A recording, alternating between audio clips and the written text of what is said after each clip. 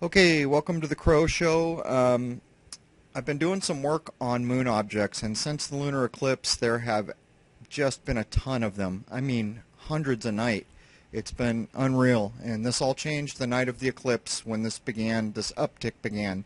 Anyhow, I've got a cool UFO here coming in on the right, just under the crow's wing. When the crow gets up to his spot there, you'll see the object come in just under his wing. And there's the object. And for those of you on handheld or smaller devices, I'm going to break this down a couple times so that you guys will be able to see this object better. Okay, he's going to come in under the crow's wing again, upper right, and there he is. This 400% zoom, real speed. There was a couple camera pans, which is why it's a little bit bumpy there in the middle. These are unusual objects. We have filmed so many objects lately. Here he comes in under the crow's wing. That these black round ones, they just do not look like anything that we know about, to be frank about it. We have filmed many dozens of satellites, many dozens of other unknown objects that we couldn't identify. And these objects that look like this, I don't even know what to compare them to. They must be huge, and they must be pretty high up as well. And at the end of this clip, I'm going to address how I know that. Okay, here comes another view. We're at 500% zoom, 77% speed with an inverted color channel, and I've tracked to the center so that people on handhelds can get a better view. And I'll do another view here right after this for people on handhelds. Okay, here it comes in again, upper right. And he's going to come in under the crow wing.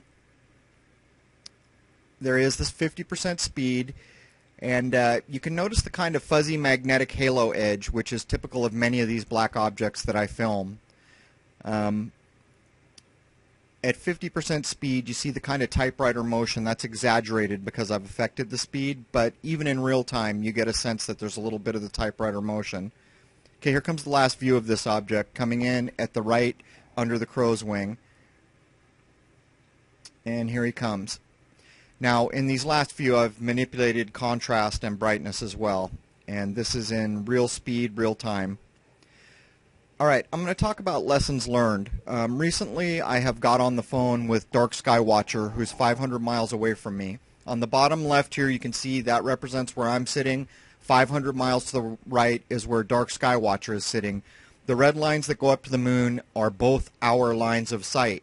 Now I'm going to demonstrate what we've learned here, because as we've been in real time on the phone, we call out objects and some have a lag time. Now this first object is going to demonstrate this. 1,000, 2,000, so about 2 seconds in between the time I saw it and the time DSW-74 saw it. That tells you something. We did this with a satellite that we could identify. It was at roughly 400 miles altitude, which is about double low Earth orbit, or where the ISS is. Now I'm going to demonstrate another one. Here it comes in on the right, and we see this simultaneous, as you can see by the lines of sight. Now we had objects like this. Now here's the unusual thing. The object that we did this with was one of these big, blurry, almost see-through objects that I would have thrown the clip away in the past, and have thrown many of them away, thinking this must be a bird.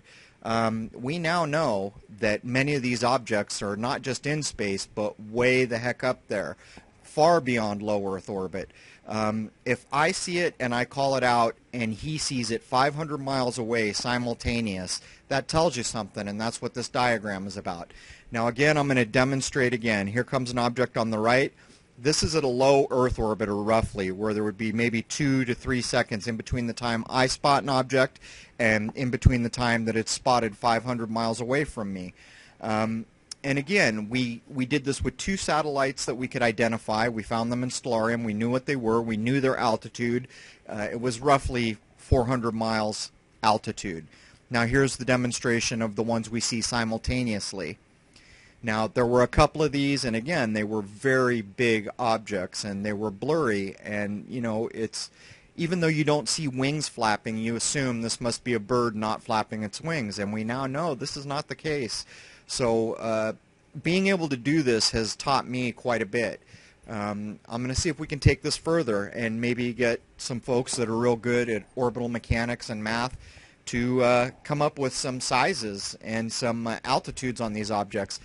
anyhow, there it is. I've got another cool clip coming here shortly. Croat found an absolutely awesome blinking light just off the edge of the moon the other night, and the way she did it is kind of cool, and I'm going to make a clip to show you. Anyhow, there it is. Cheers.